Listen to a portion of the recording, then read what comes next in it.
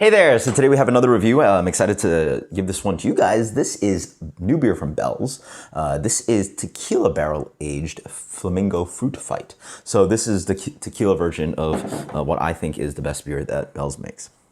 Controversial opinion, but hey, I really like the beer. And they even have their own little cap for this guy.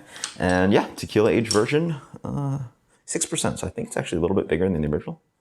Not quite sure. Boom. All right. I'm very curious. Tequila barrel age. How would that taste in this? That actually might be pretty good. I was just thinking about a cocktail. Passion fruit, lime, tequila, a little bit of simple syrup in there. Boom. Boom. That sounds tasty as hell. Yeah. Yeah. I mean, that's almost like a passion fruit margarita right there, right? Let's dig into this guy. So, wonderful kind of almost like a New England IPA. Honestly, looks like a New England IPA. Light to medium gold color, full on haze. Actually looks straight up like a very pretty New England IPA. Oh, yeah. Interesting. So I get the passion fruit up front, but then there's this like woody and like dry note to it. Is it tequila? Yeah, maybe a little bit. It's got a spirit quality to it for sure, but it just smells, it honestly takes a kettle sour to a next level that like, I guess part of it is that the more complex aged sours sit in wood. So this has this woody note that, you know, is strange for a simple kettle sour. Quite interesting. I get just like toasty, I get mostly that kind of like toasty sweet oak on top of just a little bit of that kind of passion fruit fruitiness.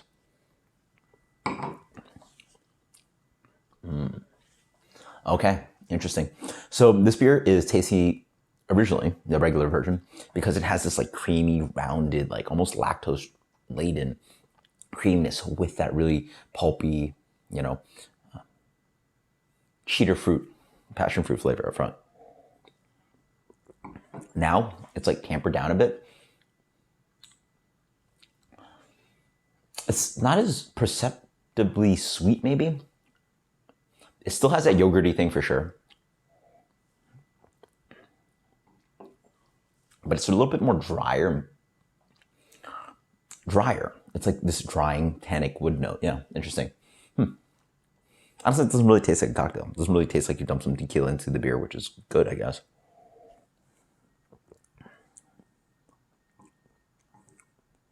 Yeah, actually, now that I drink it, I sort of get more. The beer ends up a little less passion fruity and certainly less limey. And then it has a little bit more of this kind of just like boozy, rounded, woody alcohol note. So it's like, you know, a little bit more cocktaily. If it weren't for the carbonation, you might guess this was like maybe a cocktail? No, it's just not spirit forward enough. It's not really not very spirit forward. I would have been curious to try this beer out on an imperial version of this beer and then allow for more of the tequila barrel to coax into the beer. If anything, you know, you think that this beer would be dominated by the tequila barrel and like, you know, what a way to ruin a great beer, but the subtlety and balance is actually quite nice. I like it. Crazy drinkable. I don't think it's a great beer. It like in the glass is great beer. It matches up with the original. Like it does everything that the original does and just like puts a little spin on it. If you want to think of a good analogy, if you've ever had High Lie and White Oak High Lie, it's like just a little bit spin on the beer. I think a lot of people might expect, oh man, tequila barrels, and they want you to, you know, they want the beer to get really punched up by that tequila barrel. I think they just did a nice spin on the beer.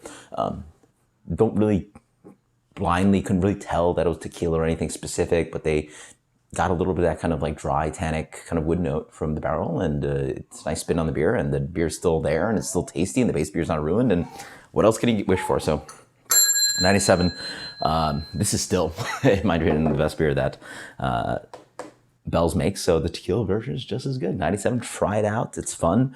It's not going to do anything super crazy, but the base beer is just absolutely tasty, and they didn't ruin that. So until next time, guys, cheers, later.